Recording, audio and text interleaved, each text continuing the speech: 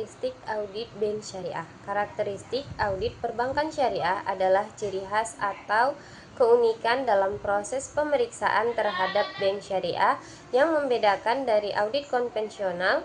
Audit ini tidak hanya menilai karyawan dari laporan keuangan, tetapi juga menilai kepatuhan seluruh aktivitas bank terhadap prinsip-prinsip syariat Islam. Beberapa prinsipnya yaitu: pertama, berlandaskan dengan prinsip syariah; kedua, bimbingan oleh Dewan Pengawas Syariah atau DPS; ketiga, menjaga akuntabilitas dan etika Islam; keempat, ruang lingkupnya lebih luas; kelima, mengarah pada maqasid syariah. Standar profesi auditor. Standar profesi auditor berfungsi sebagai pedoman bagi auditor dalam menjalankan tugasnya agar sesuai dengan etika, tanggung jawab, dan aturan profesional. Secara internasional, standar yang digunakan adalah International Professional Practice Framework atau IPPF yang diterbitkan oleh Instrument of Internal Auditor yaitu III. Tanggung jawab auditor. 1. Tanggung jawab moral berupa kompetensi dan integritas pribadi. Kedua, tanggung jawab profesional yaitu kewajiban mematuhi standar profesi yang ditetapkan oleh Ikatan Akuntansi Indonesia.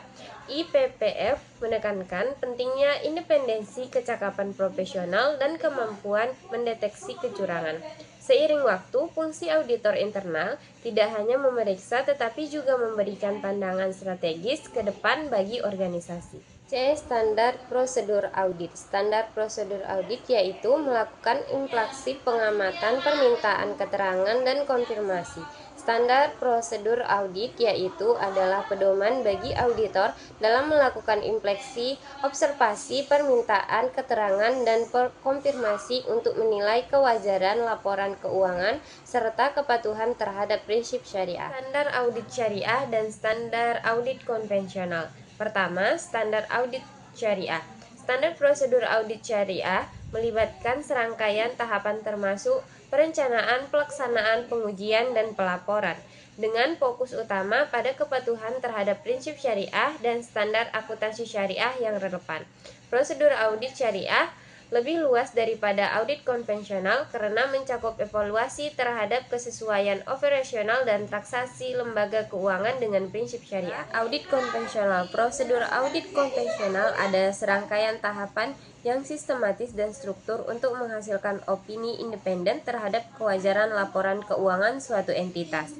Prosedur ini diatur oleh standar audit atau SA yang dilakukan oleh Ikatan Akuntansi Publik Indonesia atau IAPI yang mengadopsi International Standard of Auditing atau ISA.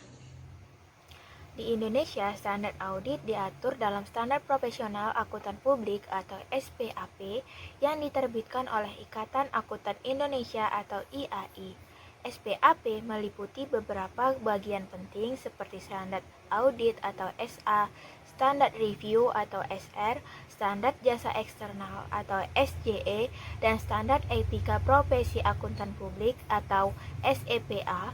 Sementara itu, untuk audit lembaga negara, Badan Pemeriksa Keuangan atau BPK menggunakan Standar Pemeriksaan Keuangan Negara atau SPKN sebagai acuan resmi dalam melakukan pemeriksaan terhadap pengelolaan dan tanggung jawab keuangan negara. Nah, SPKN ini dibagi menjadi 3 bagian utama. Yang pertama itu ada PSP 100 atau standar umum yang mengatur etika, independensi, integritas, profesionalisme, dan kompetisi auditor. Yang kedua ada PSP 200 atau standar pelaksanaan yang menjelaskan tahapan pelaksanaan audit seperti perencanaan, pengumpulan bukti, pengembangan temuan, dan supervisi. Dan yang terakhir itu ada PSP 300 atau standar pelaporan yang mengatur penyusunan laporan hasil pemeriksaan atau LHP yang berisi temuan, kesimpulan, dan rekomendasi. D. Standar laporan audit. Tujuan utama dari audit laporan keuangan adalah memberi opini atau pendapat profesional mengenai apakah laporan keuangan telah disajikan secara wajar, transparan, dan bebas dari kesalahan material. Dalam konteks pemeriksaan oleh Badan Pemeriksa Keuangan atau BPK, penyusunan laporan hasil pemeriksaan atau LHP diatur oleh SPKN PSP 300 yang menegaskan pentingnya pelaporan yang akurat, objektif, dan bermanfaat bagi pihak berwenang serta publik.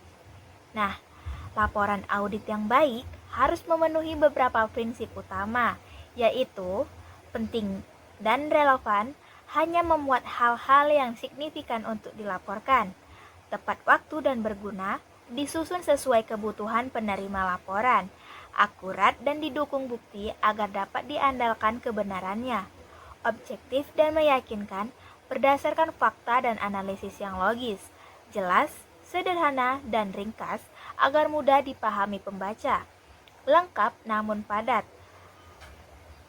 menyertakan informasi penting tanpa berlebihan, konstruktif, memberikan rekomendasi yang mendorong perbaikan. Nah, laporan audit yang baik harus memenuhi beberapa prinsip utama, yaitu penting dan relevan, hanya memuat hal-hal yang signifikan untuk dilaporkan, tepat waktu dan berguna, disusun sesuai kebutuhan penerima laporan, akurat dan didukung bukti agar dapat diandalkan kebenarannya, objektif dan meyakinkan berdasarkan fakta dan analisis yang logis, jelas, sederhana, dan ringkas agar mudah dipahami pembaca, lengkap namun padat,